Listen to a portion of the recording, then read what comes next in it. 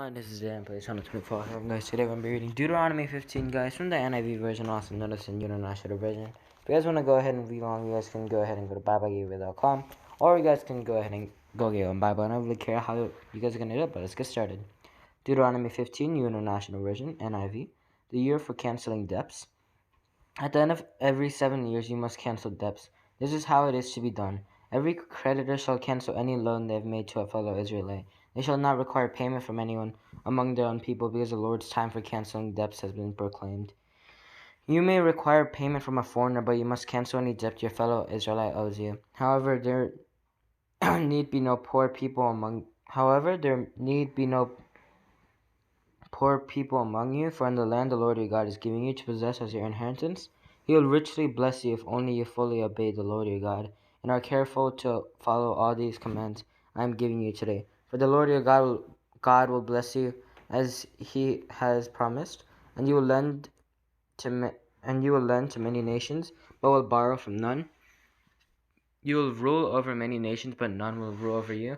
If anyone is poor among your fellow Israelites in any of the towns of the land the Lord your God is giving you, do not be hard-hearted or tight-fisted toward them. Rather, be open-handed and freely lend them whatever they need. Be careful not to harbor this wicked thought. The seventh year, the year for canceling debts, is near, so that you do not show ill will toward the needy among your fellow Israelites and give them nothing.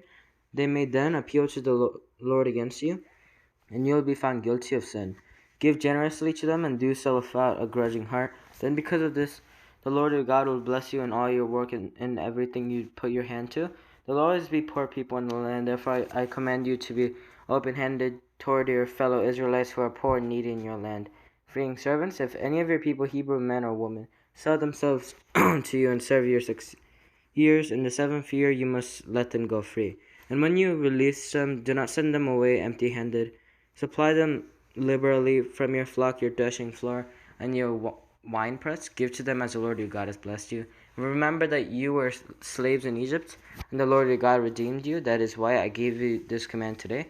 But if your servant says to you, I did not want to leave you, because he loves you and your family and is well off with you, then take an awl and push it through his earlobe into the door, and he will become your servant for life. Do the same for your female servant.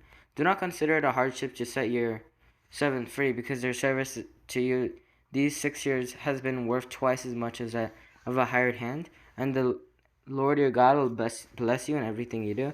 The firstborn animal, set apart for the Lord your God every firstborn animal of your herds and flocks. Do not put the firstborn of your cows to work, and do not shear the firstborn of your sheep.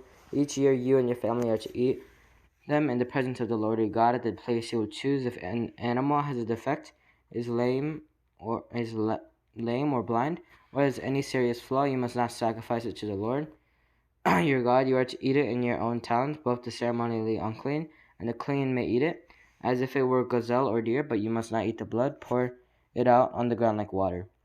Okay, guys, I hope that you guys enjoyed. Make sure to subscribe. Make sure to click the like button. Make sure to click the bell to be notified whenever I post. Yeah, so see you guys next time. Bye.